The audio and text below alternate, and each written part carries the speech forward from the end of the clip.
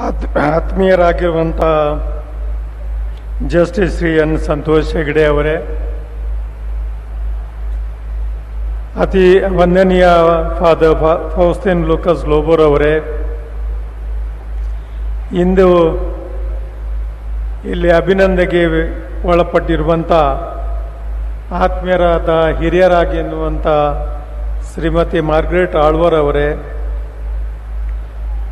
Shrimati fee ಡಿಸೋಜರ್ ಅವರೇ, Shri Rohan ಮೊಂತೇರವರೇ, doctor Antony SL. ರವರೇ, ಅಧ್ಯಕ್ಷರೇ ಹಾಗೂ ಈ FKCCಯ ಎಲ್ಲ ಪಾಲನಾ ಮಂಡಳಿಯವರೇ, ಸದಸ್ಯರೇ, ನನ್ನ ಎಲ್ಲ ಆತ್ಮೀಯ ಬಂಧುಗಳೇ,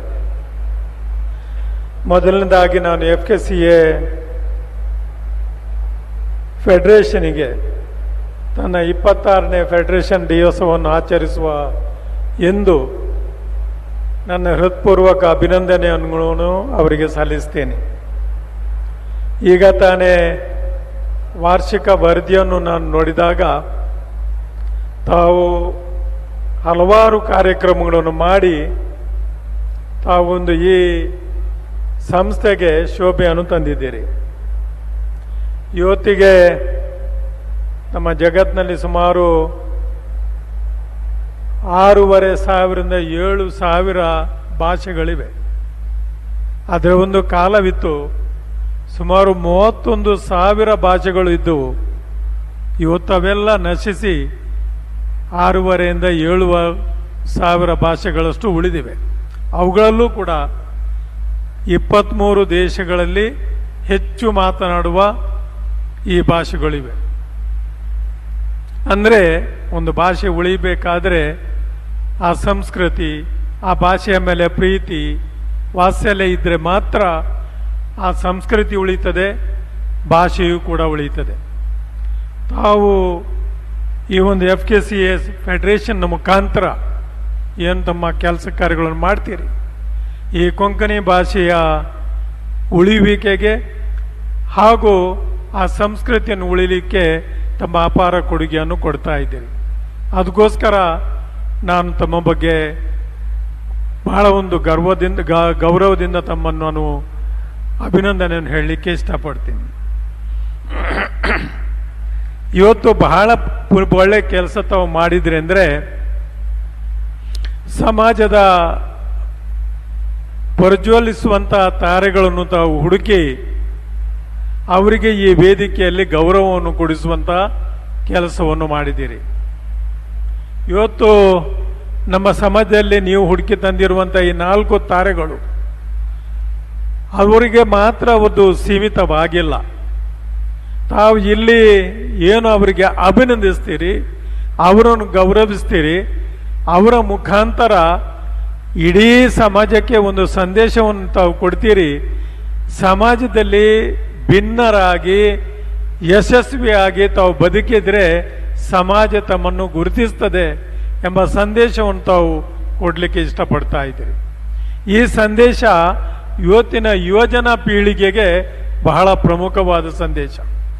ಇವತ್ತಿನ ಯುವಜನರು ಯಾರನ್ನು ನಾವು ಹಿಂಬಾಲಿಸೋದು, ಯಾರನ್ನು ನೋಡುವುದು ಅಂತ ಒಂದು ಕನ್ಫ್ಯೂಷನ್ನಲ್ಲಿ ಇರುವಂಥ ಸಮಯದಲ್ಲಿ ಇಂಥ ವ್ಯಕ್ತಿಗಳಿಗೆ ತಾವು ಇಲ್ಲಿ ಗೌರವಿಸಿದಾಗ ಅವರಿಗೆ ಅನಿಸ್ತದೆ ನಾವು ಕೂಡ ಇದೇ ರೀತಿಯಲ್ಲಿ ನಮ್ಮ ಸಮಾಜದಲ್ಲಿ ಗೌರವಯುತವಾಗಿ ಬಾಳಬೇಕು ಅಂತ.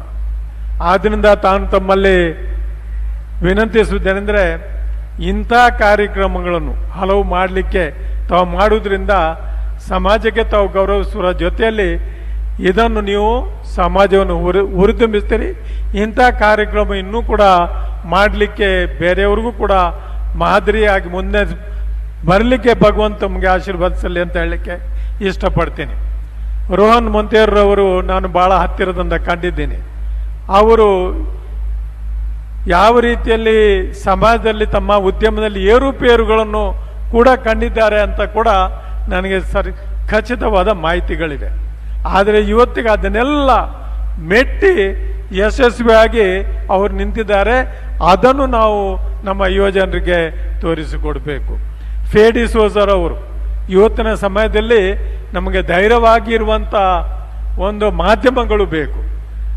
ಇವತ್ತಿನ ಮಾಧ್ಯಮಗಳು ಅನ್ಬಯಾಸ್ಡ್ ಮಾಧ್ಯಮಗಳು ಬೇಕು. ಹಾಗಿದ್ರೆ ಮಾತ್ರ ನಮ್ಮ ಇದೊಂದು ಮಾಧ್ಯಮ 4ನೇ ಪಿಲ್ಲರ್ ಆಫ್ ದಿ ಡೆಮಾಕ್ರಸಿ ಅದು ಉಳಿದ್ರೆ ಮಾತ್ರ ನಮ್ಮ ಡೆಮಾಕ್ರಸಿ ಉಳಿಯುತ್ತದೆ.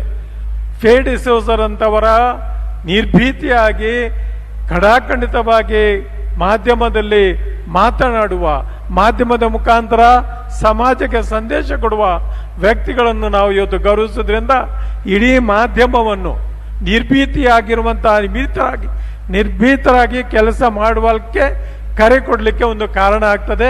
ನಾನು ಇವತ್ತು ರೋಹನ್ ಡಿಸೋಜರ್ ಅವರಿಗೂ, ರೋಹನ್ ಮೊಂತೆರೊರವರಿಗೂ ಮತ್ತು ಫೇ ಡಿಸೋಜರ್ ಅವರಿಗೂ ಇಬ್ಬರಿಗೂ ನನ್ನ ತಮ್ಮೆಲ್ಲರ ಪರವಾಗಿ ನಾನು ಅಭಿನಂದಿಸ್ತೇನೆ. ಭಗವಂತನ ಅವರಿಗೆ ಇದೇ ರೀತಿಯಲ್ಲಿ ತಮ್ಮ ಕಾರ್ಯಕ್ರಮಗಳನ್ನು ಮುಂದುವರಿಸಲಿಕ್ಕೆ ಶಕ್ತಿಯನ್ನು ಅವರಿಗೆ ದಯಪಾಲಿಸಲಿ ಅಂತ ಮತ್ತೊಮ್ಮೆ ಹೇಳಿ ನನ್ನ 2 ಮಾತುಗಳನ್ನು ಮುಗಿಸ್ತೇನೆ.